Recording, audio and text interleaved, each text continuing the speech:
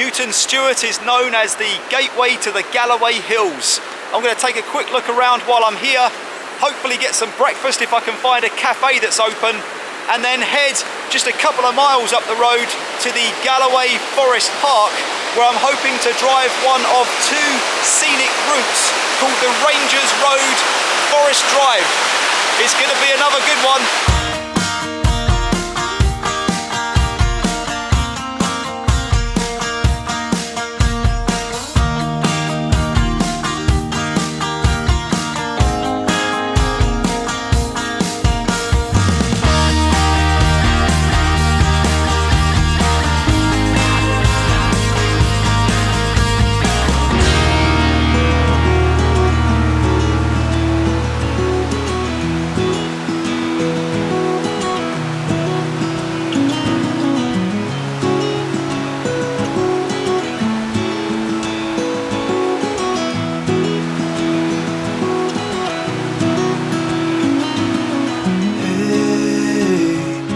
You want to leave this place where we grew up, this old town, just put it all behind. Remember you and I would always find somewhere to hide when we were kids, so we could see and hear the water run. The river's gonna cry when you're gone.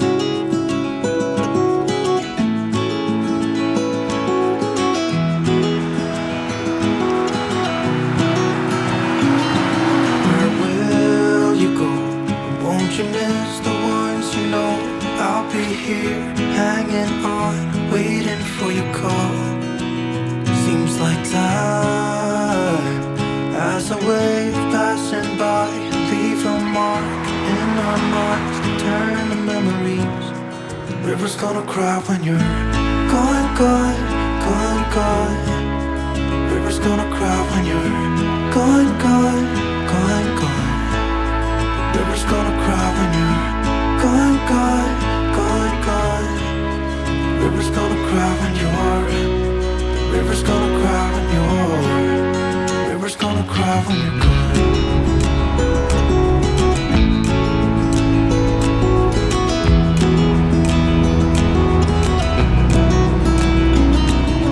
Hey, I was hoping you would stay, but I've always known you would go and find your own way. I have arrived at stop number 1 on the road. There is going to be a lot of starting and stopping in this video because there is lots to see along route. I am currently heading up a trail towards a place called Murray's Monument, and I'll tell you about that when I get to the top. But for now, I want to give you a little bit of information on Galloway Forest Park. It is a huge wooded area in the middle of the Southwest Coastal 300. It is 774 kilometers in size. That's 299 square miles, so it's a massive place. And as I said, it's right in the center of the Southwest Coastal 300. Another little stream crossing the footpath that I'm following. See clouds there in the distance rolling across the hills of the park. I'm getting closer to the monument, which is up there on top of the hill. The park, by the way, was founded in 1947, and it has been here growing and developing ever since. I've nearly gone all the way around the monument. I'm beginning to think I'm on a road or a path to nowhere. The monument's up there. As I said, I've nearly encircled it. Hopefully there'll be a path just up here, or if not, I'll end up back where I started. I am following this little trek here that is pretty slippery in the rain. It was raining about half an hour ago, and as I come around the corner here, it will all be worth it, because you get a little ledge here and then this pretty little river with what is called the Grey Mare's Tail waterfall just over there. How cool is that?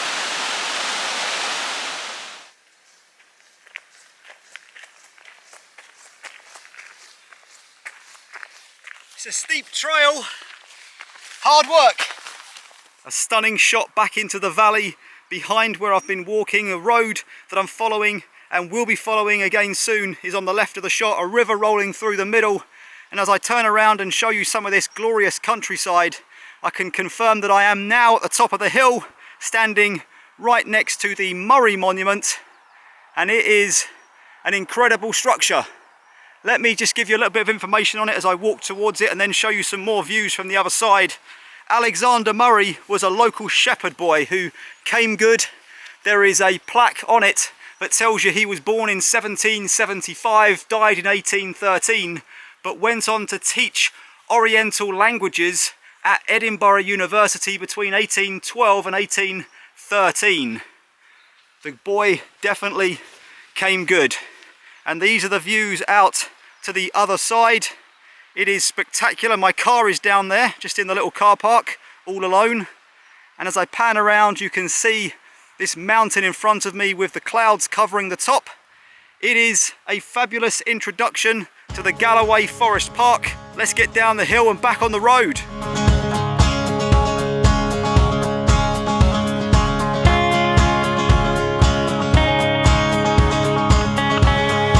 So I just jumped back in the car, but as soon as I was in, I was out again because I saw a sign just a little further along the road that said that there was a cottage just across this bridge called Murray's Birthplace. It's the place where Alexander Murray was born in 1775, and it really sparked my imagination, so I thought I would jump out and have a look. Lovely area. Let's go see if we can find that cottage.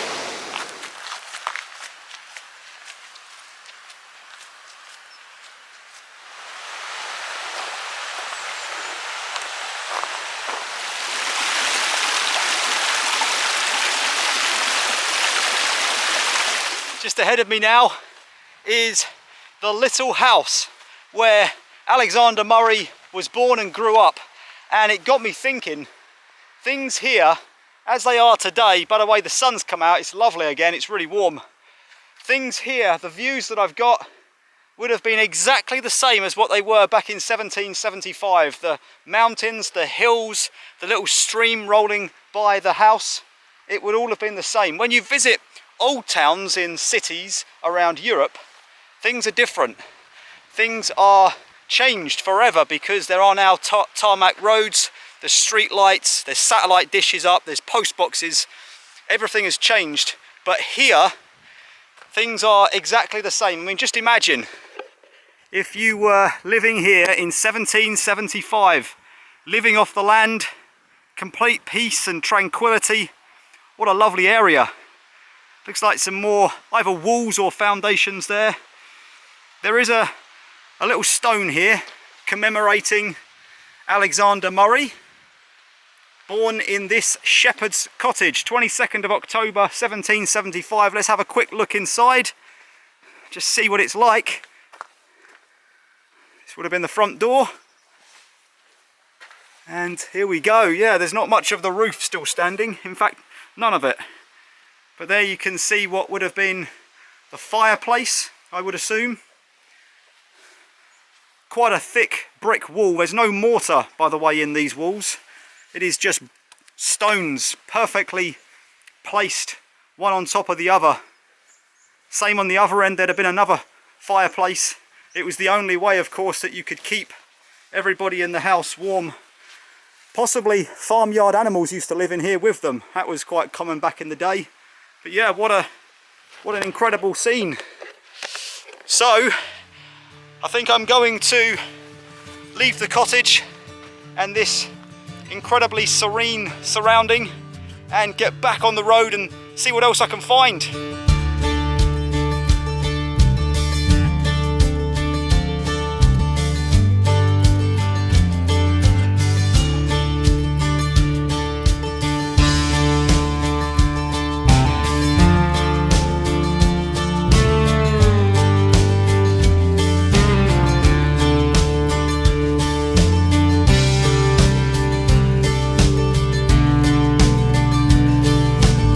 I am out the car again. I found a place called Otter Pool this time. It is a spectacular area with this incredible river running through, forest in the background. It is definitely a nice place to be, and while I'm here I thought I would tell you a little bit about the road inside the park I am driving. Inside Galloway Forest Park there are two main driving routes where you can see lots and lots of things in a fairly short space of time because you're driving between them rather than hiking and walking. The one I'm following is the Rangers Road Forest Drive. It is a 10-mile drive through the park, lots of things en route, and it is open between April and October. The rest of the year you can cycle and walk it, you just can't drive it. If you're coming to Galloway Forest Park between those times, I would definitely recommend stopping by this incredible road.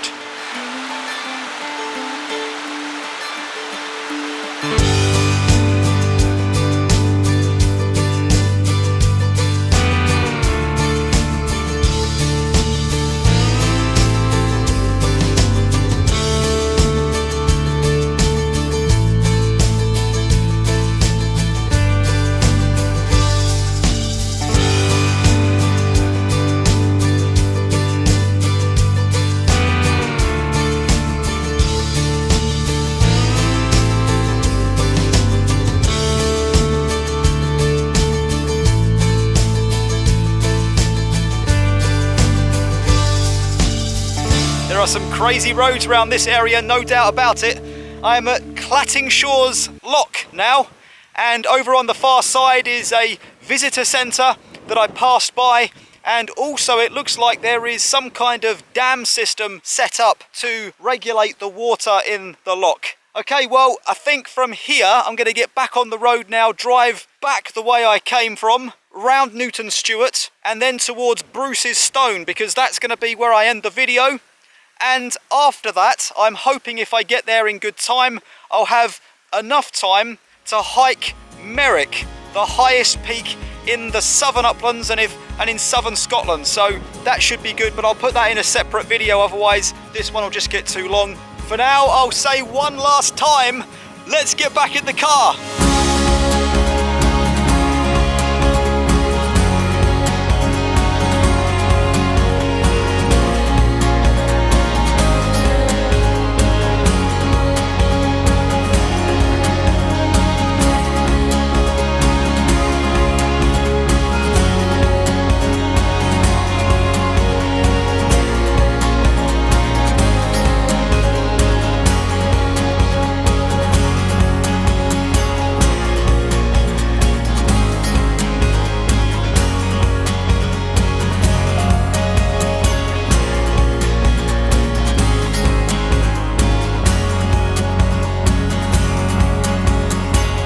Now standing on the banks of Loch Trool, and behind me, you may be able to see just up the hill a little bit, is Bruce's Stone. It is a large granite boulder placed there in 1929, 600 years after King Robert's death. And why is the boulder placed there on the banks of Loch Trool? Well, because this is the place where in 1307 King Robert the Bruce defeated the English army, and it was an act of guerrilla warfare, I read, that took place in the hills around this loch, and it was all part of the Scottish independence movement way back 600 plus years ago. So what a place to end the video. Some amazing scenes here in front of me looking over the loch, but my next challenge, if you're going to join me in the next video, will be to try and climb the Merrick, the highest peak in southern Scotland. So if you are ready for an adventure, I certainly am. So let's start that hike beyond Bruce's Stone.